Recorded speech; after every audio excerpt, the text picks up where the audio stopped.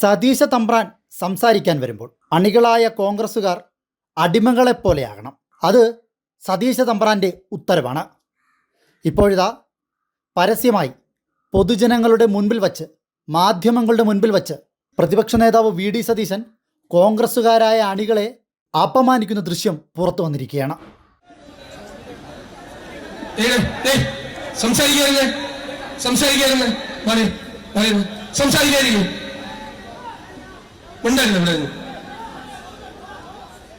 വേദിയിലുള്ള ഐക്യ ജനാധിപത്യ മുന്നണിയുടെ നേതാക്കൾ,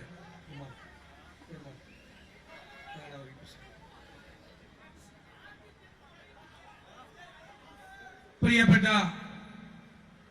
സഹപ്രവർത്തകരായ സുഹൃത്തുക്കളെ, ഈ പൊരിയുന്ന കൊടും ചൂടിൽ നിങ്ങൾ നൽകിയ ആവേശകരമായ സ്വീകരണത്തിന് നന്ദി പറയാൻ വാക്കുകളില്ലാതെയാണ് ഞാനിവിടെ നിൽക്കുന്നത്. നമുക്കറിയാം, ഇത് കേരളത്തിലെ ജനങ്ങളുടെ ഹൃദയവികാരങ്ങൾ ഏറ്റെടുത്തുകൊണ്ടുള്ള ഒരു യാത്രയാണ്. അവരുടെ അഭിലാഷം ഈ 10 വർഷമായി കേരളത്തിൽ നടക്കുന്ന ഈ ദുർഭരണത്തിന് അന്ത്യം കുറിച്ചുകൊണ്ട് ഒരു പുതുയുഗ പിറവി നമ്മുടെ നാട്ടിൽ ഉണ്ടാകണമെന്നാണ്. നമുക്കറിയാം, സമസ്ത മേഖലയെയും ഈ സർക്കാർ തകർത്തു തരിപ്പണമാക്കിയിരിക്കുകയാണ്. ഒരു നാടിന്റെ ഘടന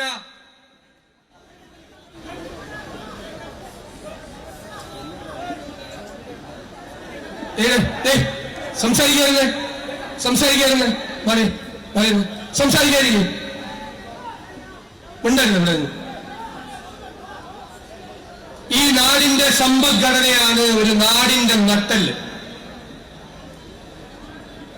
അത് തകർന്നു കിടക്കുകയാണ്. സമ്പദ് വ്യവസ്ഥ തകർന്നിരിക്കുകയാണ്. അടുത്ത മാസം കേരളത്തിന്റെ മുഖ്യമന്ത്രി ശ്രീ പിണറായി വിജയൻ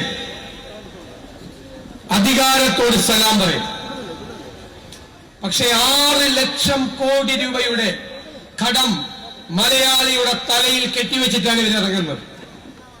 കടത്തിന്റെ കാണാക്കയങ്ങളിലേക്ക് കേരളത്തെ ചവിട്ടിത്താഴ്ത്തി. ഇന്ത്യയിൽ ഏറ്റവും കൂടുതൽ വിലക്കയറ്റമുള്ള 1ാമത്തെ സംസ്ഥാനം നമ്മുടെ കേരളമാണ്. മാർക്കറ്റിൽ ഇടപെടാൻ കഴിയുന്നില്ല. കാരണം എന്താ?